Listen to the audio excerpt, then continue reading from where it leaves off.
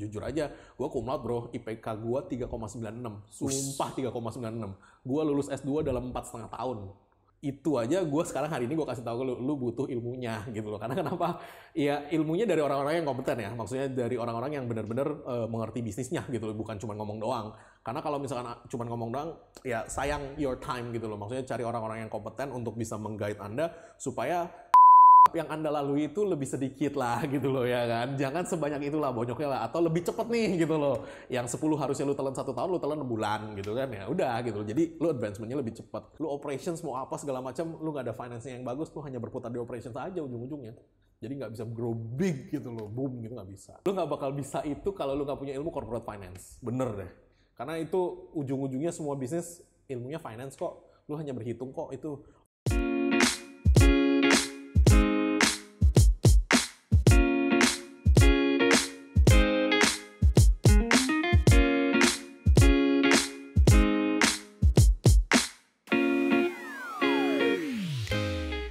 Nah, saya lihat dokter mobil nih, ini satu hal yang menarik juga nih. Di YouTube, di digital media itu kenceng banget. Is it part of the strategy atau gimana?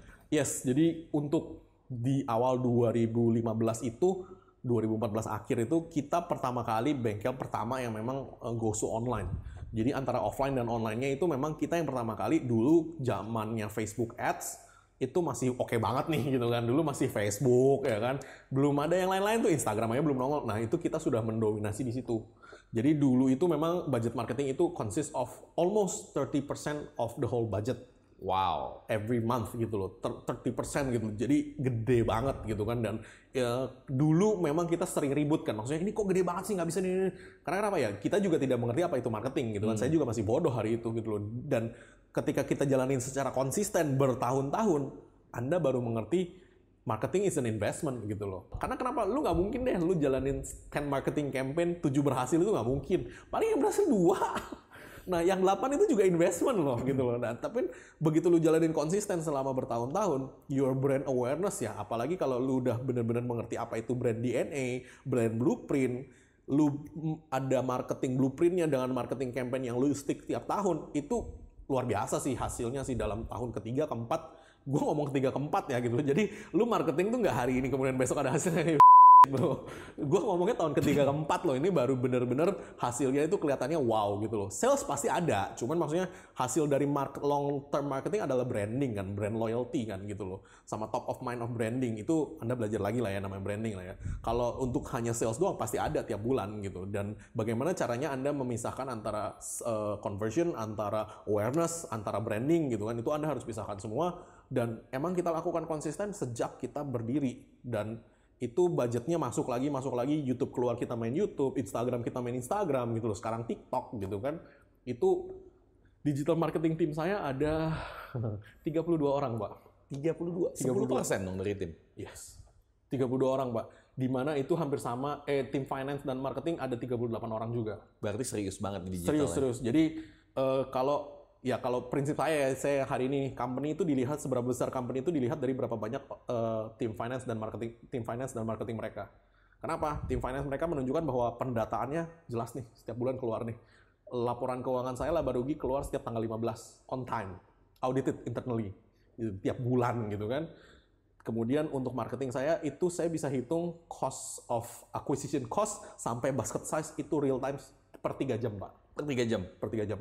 Real time. Jadi acquisition cost-nya kehitung berapa, yang sampai di bengkel berapa, satu orang spending berapa di bengkel, kehitung semua. Nah ini satu hal yang penting banget buat Anda yang memang spending ads gitu atau budgeting untuk marketing. Anda harus tahu sebetulnya per budget per orangnya itu berapa sih untuk Anda bisa dapetin acquisition cost-nya itu. Itu penting banget sih. Yes, dimana itu menjadi semu kan. Karena acquisition cost nih, jujur aja nih, saya bukan orang marketing ya kan, cuman kita bersusah payah mensistemasi marketing sampai kita ujung-ujungnya KPI-nya itu aja deh, acquisition cost, basket size. Udah, saya nggak mau tahu sisanya nih, gitu kan. Pokoknya acquisition cost masih sekian, oke good, di atas sekian adjust. Ketika di atas cek basket size di bawah, oke ini kenapa nih, gitu kan. Basket size di atas, karena basket size terlalu tinggi juga nggak bagus.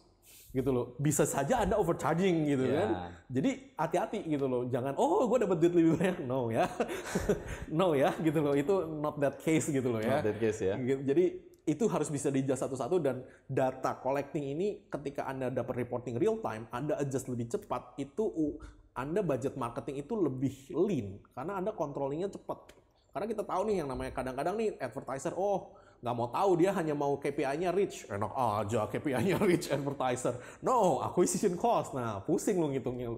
Disitulah baru, makanya kenapa kalau digital advertiser di tempat kita tuh, kalau lulusan kita tuh dicari banyak orang. Dan yang mau masuk tempat kita nih, yang seminggu keluar tuh banyak, sebulan keluar tuh banyak gitu loh. Nggak kuat emang gitu loh. Tapi begitu udah lulus nih di tempat kita nih, biasanya nggak keluar atau dicomot orang sih, paling cepat sih gitu loh. Karena di tempat kita strict banget antara budget dengan acquisition cost dengan return-nya itu langsung kebaca per 3 jam, dan itu diupdate 3 kali sehari. Wow. Gitu loh. Jadi benar-benar kita ngerti nih, oke, kegedean, adjust. Oke, campaign-nya jelek, scrap, ganti campaign gitu kan.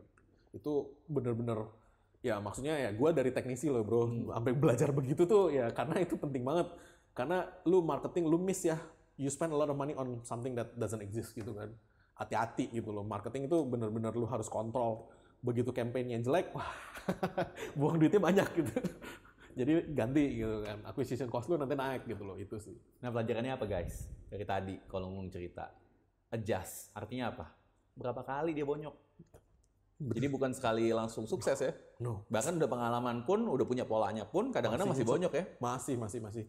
Karena algoritma kan berubah kan. Kalau dulu kan YouTube nih, oke, 10 menit cukup gitu kan. Terus gara-gara orang yang interview ada yang 40 menit, oke. Terus berkurang 5 menit, berkurang 2 menit. Sekarang TikTok bro, 15 detik lu harus sudah sampaikan maksud lu ke customer.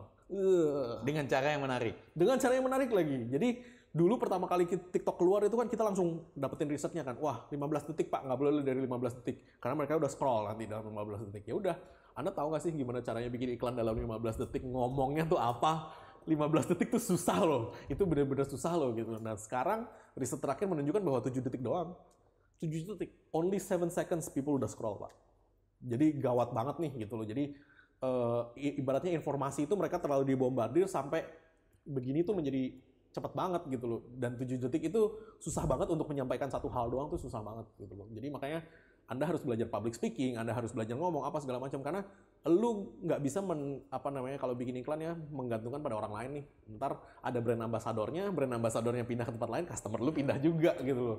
Itu juga susah sih. Makanya lu juga harus belajar nih gimana caranya bikin iklan dalam 7 detik gitu. Apa yang harus disampaikan gitu. Wah, itu bikin iklan satu sekolah lagi tuh, lu belajar lagi tuh yang lain tuh, bener-bener tuh NLP lah, lu belajar marketing banyak lah. Iya, maksudnya itu nggak selesai lah lu belajar lah makanya.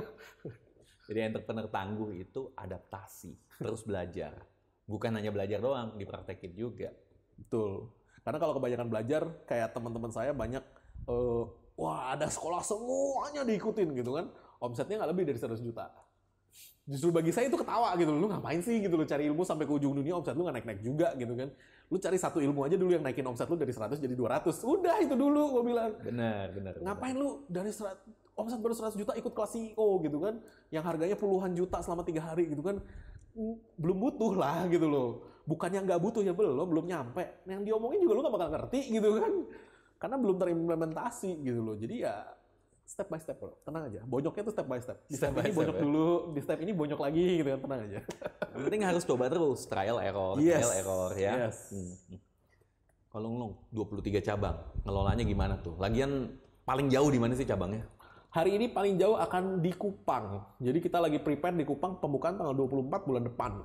Nah, pengelolaan kalau kita udah establish jalur komunikasi, udah punya training system yang cukup untuk menjalankan, dan orang-orang yang kompeten untuk ditaruh di situ, itu sebenarnya udah jauh lebih mudah sih. Yang penting komunikasi sih Pak. Jadi bisnis apapun itu, lu komunikasi kalau nggak cepet, kalau nggak jujur, wah gawat. Kadang-kadang kan ada kesalahan di lapangan, nggak mau jujur nih, dilaporin nih ke atas nih, ya kan? Itu gawat gitu loh. Gawat ya? Gawat banget. Jadi segala informasi harus jujur, dan lu harus tahu ketika mereka tidak jujur, itu harus tahu juga gitu loh. Jadi ya mereka harus tahu bahwa kita monitoring, kesalahan juga ya ada kesalahan yang mereka buat karena memang tidak sengaja, ada yang karena disengaja, ada yang karena kurang training, itu lu harus tahu semua gitu loh. Jadi ketika itu semua udah bisa, 23 cabang sama 3 cabang sama aja bro kontrolnya. Gitu-gitu juga gitu loh. Saya aja sampai hari ini aja masih tanda tangan kalau misalkan ada pengembalian atau refund ke customer itu, saya masih harus tanda tangan baru si accounting mau keluarin. Karena kenapa? Saya butuh tahu nih refundnya setiap bulan berapa nih gitu kan. Dan ternyata ketika saya bikin tanda tangan begitu, kan ternyata ya 1 bulan cuma 2, 3, oke lah gitu kan. Oke lah gitu kan, sebanyak itu cabangnya itu pun langsung kirim tim, kenapa gitu kan.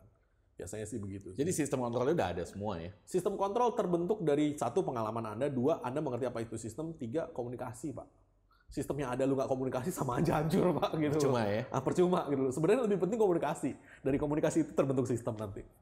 Bengkel mobil ini sendiri ke depannya ada rencana nggak sih ke lini lain? Nah, kan tadi kan kita lagi cerita mobil listrik lah ya gitu kan. Karena mobil listrik kan... Oh iya nih, mobil listrik nih, seru nih, seru. Iya, karena mobil listrik kan kayaknya di-push banget kan sama government gitu kan untuk masuk ke Indonesia kan. Which is ya bagus, karena kenapa? Dari sisi government nge-push masuk ke Indonesia kan membuka lapangan pekerjaan dan investment masuk gitu kan, duit masuk berarti kan. Terlepas dari sisi politik lah ya, kita nggak berbicara sisi politik, saya berbicara as an engineer gitu kan. Yang saya melihat produknya nih gitu. Mobil listrik bagus ya kan, ketika Anda beli itu akan hemat, tapi Anda harus tahu nih, mobil listrik sama seperti video-video saya sebelumnya, baterai itu menjadi 70% harga mobilnya gitu loh. Jadi 70% harga mobil. yes. Jadi kan kalau Anda search di Amerika, Tesla lagi pada ribut tuh karena sekarang itu umur-umur baterainya tuh udah lagi pada banyak yang rusak nih. Nah, harga Teslanya 32.000, harga baterainya 27.000 gitu loh. Jadi orang berpikir gitu loh sekarang gitu loh, karena memang teknologi baterai hari ini masih ekspensif. Memang iya gitu loh. Saya akan ngomong berdasarkan nggak terlepas dari politik ya. Saya ngomong berdasarkan produknya gitu loh. As an engineer gitu kan. Mobilnya bagus, bagus bro. Kata banjir nggak apa-apa, nggak mungkin deh. Kecuali itu mobil kerendam. Kalau mobil kerendam rusak lah ya gitu loh. Kalau cuma nerjang banjir bisa didesain lah gitulah. Tapi baterai harganya hari ini nggak bisa dimainin karena teknologi baterai belum advance. Teknologi Belum baterai advance. hari ini sama 60 tahun lalu masih sama masalahnya. Oh, right. Begitu-begitu aja. Gitu. Jadi tidak ada teknologi yang lebih advance lagi sehingga bisa membuat baterai itu murah. Listriknya nggak mahal, baterainya yang mahal, tempat menyimpannya nih yang mahal nih. Hari ini problemnya di situ dan semua orang tahu gitu loh. Jadi makanya untuk itu sih ya kalau menurut saya Indonesia masih jauh. Kenapa? Baterainya mahal ketika mereka tahu nih harga jualnya drop, itu mobil udah nggak akan dicari lagi gitu loh. Kecuali mereka bisa membuat baterai yang lebih murah gitu kan. Nah itu oke tuh, fine tuh gitu loh. Kalau motor listrik ceritanya beda. Kenapa? Motor listrik akan lebih cepat masuk karena baterainya lebih murah sekarang. Dan motor listrik tidak membutuhkan fasilitas comfort seperti mobil. Motor kan cuma yang penting jalan. Ada lampunya gitu kan, yang penting jalan. Itu kan gampang. Kalau mobil ada AC-nya, ada suspensinya, ada sistem pengeremannya. Itu ceritanya pusing nih gitu loh ya kan. Nah itu makanya membutuhkan baterai yang lebih mahal. Nah kalau misalkan otomotif sendiri di Indonesia ini kan seperti Malaysia ya, negara penghasil minyak bumi. Dan perusahaan-perusahaan minyak buminya itu kan BUMN sehingga nggak mungkin dimatiin sama pemerintah gitu loh. Mereka mau masukin kayak Hyundai bikin pabrik mobil listrik, nah ujung-ujungnya mobilnya diekspor gitu loh. Nggak ada masalah gitu loh. Pembelian lokal juga ya nanti kita lihat lah ya jadi berapa lah ya. Kalau menurut saya sih masih lama untuk menjadi implementasi ke sana. Dan sebenarnya kalau mau diganti pun saya tinggal tambah SOP kok. Mobil listrik kan nggak ada repair Pak, langsung replace. Saya malah lebih seneng ya kan. Ininya rusak Pak, ya udah replace, gitu. Selesai kan, nggak usah dikutak-katik lagi gitu kan. Udah gitu mobil listrik lebih mudah komunikasinya.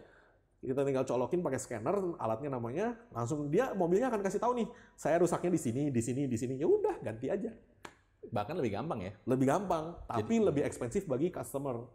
Gitu loh. Kalau bagi saya SOP tinggal ditambah, beres kok. Jadi tapi buat bisnis dokter mobil sendiri, no problem ya sama sekali. Nah, strategi bisnisnya karena kita hari ini mengerti bahwa yang memegang retail itu yang menang. Kenapa? Makanya kita pegang retail banyak cabang di mana offline-nya itu kita memang benar-benar kita buka gitu loh. Karena kenapa? Kalau offline-nya kita buka, lu mau main dari online, mau main dari apapun itu, udah bisa lu rubah semua. Karena offline-nya udah ada nih gitu loh. Kita belajar dari McDonald gitu kan, kita belajar dari KFC gitu kan.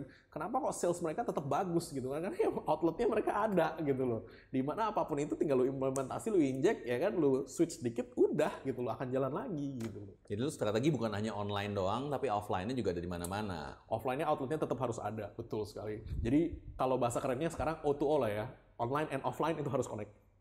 Kalau lu hanya punya satu aja offline doang atau online doang, bisnis lu gampang goyang. Kalau O2O-nya connect, kayak McDonald lah, nggak ada yang bisa geser sampai hari ini. Nggak ada yang bisa geser, karena mereka punya propertinya, online-nya mereka kenceng, ya kan, kemudian brand power-nya udah ada. simple. Nah, Dr. Mobil sendiri ke depannya gimana nih untuk offline? Nah, untuk offline kita akan tetap merambah ke semua kota-kota besar di seluruh Indonesia. Targetnya sampai 100. Itu target dari awal kita buka Dokter Mobil sampai hari ini tidak berubah, 100 cabang. Kalau ditanya kenapa 100, karena angkanya 3. Jadi dulu lagi bego, kita tetapkan target 100, ya udah kita achieve dulu gitu kan, jangan dirubah targetnya gitu loh. Achieve aja dulu gitu kan. 100 di mana nanti dari 100 itu adalah sebuah platform gitu loh. Jadi platform offline yang kita bisa gandengkan dengan bisnis apapun itu yang kita mau gitu loh. Pertanyaannya kapan nyampe 100? Nah, kalau dengan hari ini di akhir 2024 akan mencapai 100. Karena kita sudah planning hari ini. Jadi research-nya kenceng ya? Oh iya, belajarnya kenceng banget. Kenceng banget itu. Lu nggak bakal bisa itu kalau lu nggak punya ilmu corporate finance. Bener deh. Karena itu ujung-ujungnya semua bisnis ilmunya finance kok. Lu hanya berhitung kok itu. Lu operations mau apa segala macam, lu nggak ada finance-nya yang bagus, lu hanya berputar di operations aja ujung-ujungnya. Jadi nggak bisa grow big gitu loh. Boom gitu nggak bisa. So guys, ini penting banget buat diingat. Bahasa bisnis itu uang. Udah itu aja. Yes, betul sekali. Understand how the money revolves, understand how the money works, really important. That's it. Ya, bahasa bisnis uang. Kalau nggak ada uangnya, bukan bisnis. Dinas sosial. 70 cabang lebih dalam jangka waktu 2 tahun, berarti 1 bulan itu kira-kira 3 cabang baru. Udah disiapin tuh fondasinya. Sudah. Mantap. Jadi dari training center, dari trainingnya, dari modul trainingnya, dari orang yang auditnya, dari orang yang retraining ulang, udah kita siapin semua dari hari ini. Jadi makanya hari ini tuh lagi keluar duit gila-gilaan untuk membuat sebuah sistem HR yang training yang komprehensif, supaya kita bisa mencetak orang-orang lebih cepat sih. Karena lu buka bengkel tuh cuma urusan renovasi sama orang. Renovasi mah cepat, orangnya yang lama gitu kan. Ketika orangnya itu lu solve that problem, udahlah, easy lah. So guys, inget ya, kepoin Dokter Mobil. Lihat, bener nggak 2 tahun lagi nambah 70-an cabang nih? Pastilah ya, kalau nggak harus bisa. Namanya entrepreneur gimana caranya harus bisa pokoknya. Ntar dipikir lagi ntar gitu kan. Tips and trick dong untuk penonton. Oke. Tips and tricks ya. Ya pokoknya jadi entrepreneur itu nggak boleh baper ya kan. Itu udah syarat mutlak tuh nomor 1 tuh. Karena you will always see fuck ups in your way dan that fuck up makes you grow gitu loh. Jadi ya lu harus berteman dengan kegagalan. Dan ketika uang sekolah lu yang lu bayar itu sudah cukup, tenang deh, duit akan nyusul sendiri dan lu lihat bisnis lu akan grow gitu loh. Cuman ya balik lagi ya, adjust gitu loh. Jadi lu implementasi, lu amati resultnya, lu adjust itu sih yang harus lu lakukan sih. Jadi ya it's a continuous improvement. Lu butuh orang-orang yang mengerti, orang-orang yang bisa guide lu butuh ilmunya juga. Jadi dengerin dari gua ya jujur aja, gua cum laude bro, IPK gua 3,96. Sumpah 3,96. Gua lulus S2 dalam 4,5 tahun. Jadi S1, S2 tuh langsung jebret, 4,5 tahun lulus S2 gua. Itu aja gue sekarang hari ini gue kasih tahu ke lu butuh ilmunya gitu loh. Karena kenapa? Ya ilmunya dari orang-orang yang kompeten ya. Maksudnya dari orang-orang yang benar-benar mengerti bisnisnya gitu loh. Bukan cuma ngomong doang. Karena kalau misalkan cuma ngomong doang, ya sayang your time gitu loh. Maksudnya cari orang-orang yang kompeten untuk bisa meng-guide Anda supaya yang Anda lalui itu lebih sedikit lah gitu loh ya kan. Jangan sebanyak itulah bonyoknya lah. Atau lebih cepet nih gitu loh. Yang 10 harusnya lu telan 1 tahun, lu telan 6 bulan gitu kan. Ya udah gitu loh. Jadi lu advancement-nya lebih cepet. Dan nggak boleh baper bro. Karena ya jatuh adalah part of who you are gitu loh. Lu harus memahami itu.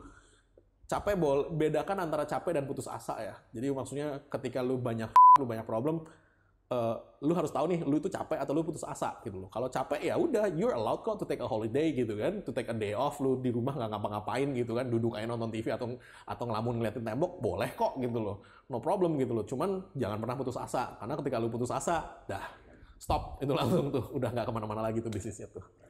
Gitu. Kalau kunci sukses lu 1 apa? Nggak pernah baper sih.